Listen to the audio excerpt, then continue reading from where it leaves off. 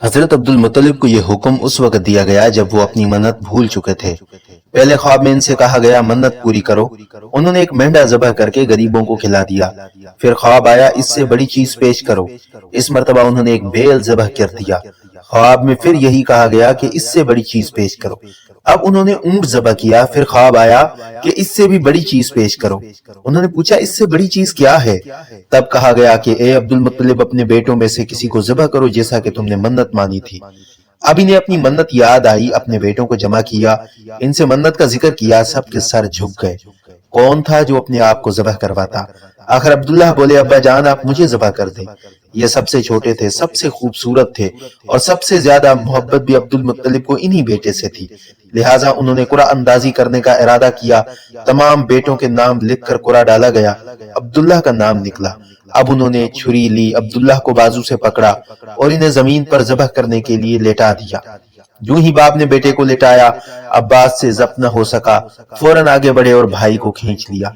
इस वक्त ये खुद भी छोटे से थे। इधर बाप ने अब्दुल्लाह को खींचा। इस खींचातानी में अब्दुल्लाह के चेहरे पर खराशें भी आईं। इन खराशों के निशानात मरते दम तक बाकी रहे। इसी दौरान बनु मखजूम के लोग आ गए और उन्होंने कहा कि आप इस तरह बेटे को ज़िबा नहीं करें, इसकी माँ की जिंदगी खराब हो जाएगी। अपने रब को राजी करने के लिए बेटे का फिदिया दे दें। अब सवाल यह था कि फिदिया क्या दिया जाए।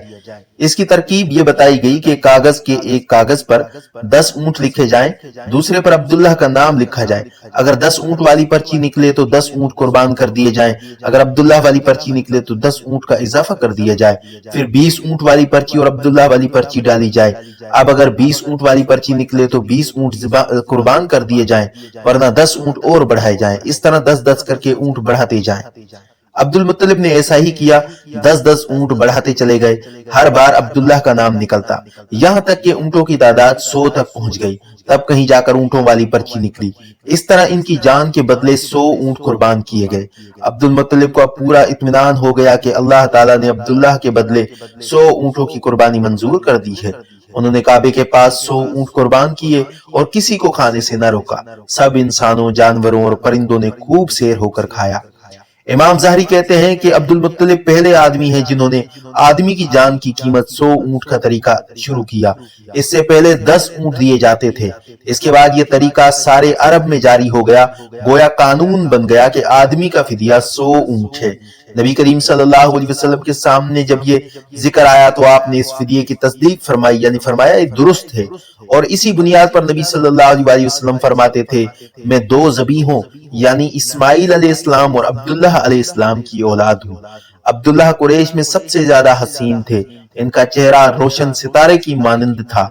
कुरैश की बहुत सी लड़कियां इनसे शादी करना चाहती थी, मगर अब्दुल्लाह की हजरत आमना से शादी हुई। हजरत आमना वह बिनते अब्द मुनाफ बिन ज़हरा की बेटी थी। शादी के वक्त हजरत अब्दुल्लाह की उम्र 18 साल थी। ये शादी के लिए अपने वालिद के साथ जा रहे थे। रास्ते में एक औरत काबा के पास बैठी नजर आई। ये औरत वुरका बिन नौफिल की बहन थी। वुरका बिन नौफिल कुरैश के एक बड़े आलिम थे। वुरका बिन नौफिल से इनकी बहन ने सुन रखा था कि वक्त के आखिरी नबी का ज़हूर होने वाला है और इनकी निशानियों में से एक निशानी ये होगी कि इनके वालिद के चेहरे में नबूवत का नूर चमकता होगा। जो ही उसने अब्दुल्लाह को देखा फौरन इसके जहन में ये बात आई कि इसने सोचा कि हो न हो ये वो शख्स है जो पैदा होने वाले नबी के बाप होंगे। चुनाचे उसने कहा कि अगर तुम मुझसे शादी कर लो तो मैं बदला में तुम्हें इतने ही ऊंट दूंगी जितने तुम्हारी जान के बदले में ज़िबह किए गए थे। इस पर उन्होंने जवाब दिया मैं अपने बाप के साथ हूँ, इनकी मर्जी के खिलाफ कुछ नहीं कर सकता, न इनसे अलग हो सकता हूँ और मेरे वालिद बाइज्जत आदमी हैं, अपनी कौम के सरदार हैं। बहरहाल इनकी शादी हजरत आमना बिनते वहब से हो गई। आप कुरैश की औरतों में नसब और मुकाम के एतबार से अफजल थीं। हजरत आमना अब्दुल्लाह के घर आ गईं। आप फरमाती हैं कि जब माँ बनने वाली हुई तो मेरे पास एक शख्स आया, यानी एक फरिश्ता इंसानी शक्ल में आया। उस वक्त में जागने और सोने की दरमियानी हालत में थी। आमतौर पर इस हालत को गुनूगती कहा जाता है। उसने मुझसे कहा तुम्हें मालूम है तुम इस उम्मत के सरदार और नबी की माँ बनने वाली हो। इसके बाद फिर वो उस वक्त आया जब नबी मोहतरम सल्लल्लाहु अलैहि वसल्लम पैदा होने वाले थे।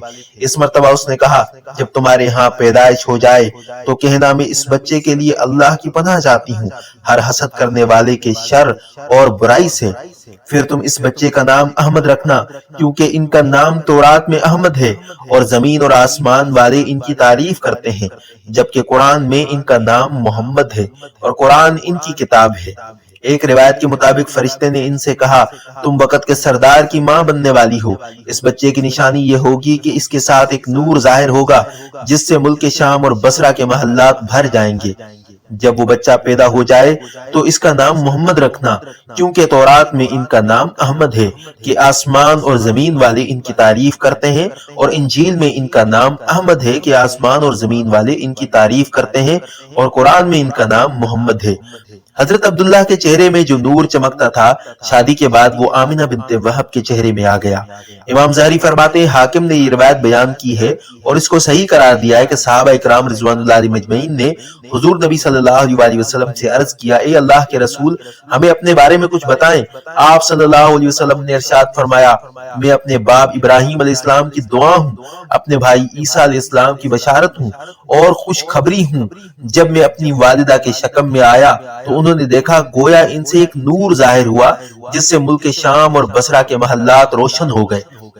حضرت آمنہ نے حضرت حلیمہ سعدیہ سے فرمایا تھا میرے اس بچے کی شان نرالی ہے، یہ میرے پیٹ میں تھے تو مجھے کوئی بوجھ اور تھکن محسوس نہیں ہوئی۔ حضرت عیسیٰ علیہ السلام وہ آخری پیغمبر ہیں جنہوں نے آپ صلی اللہ علیہ وسلم کی آمد کی خوشخبری سنائی ہے۔ اس بشارت کا ذکر قرآن مجید میں بھی ہے۔ سورہ صف میں اللہ تعالیٰ فرماتے ہیں اور اسی طرح وہ وقت بھی قابل ذکر ہے کہ جب حضرت عیسیٰ ابن مریم نے فرمایا کہ اے بنی اسرائیل میں تمہارے پاس اللہ کا بھیجا ہوا آیا ہوں کہ مجھ سے پہلے جو تورات آ چکی ہے میں اس کی تصدیق کرنے والا ہوں، اور میرے بعد جو ایک رسول آنے والا ہے ان کا نام مبارک احمد ہوگا، میں اس کی بشارت دینے والا ہوں۔ اب چنانچہ عیسیٰ علیہ السلام یہ بشارت سنا چکے تھے، اس لیے ہر دور کے لوگ آپ صلی اللہ علیہ وسلم کی آمد کا بے چینی سے انتظار کر رہے تھے۔ ادھر آپ کی پیدائش سے پہلے حضرت عبداللہ انتقال کر گئے۔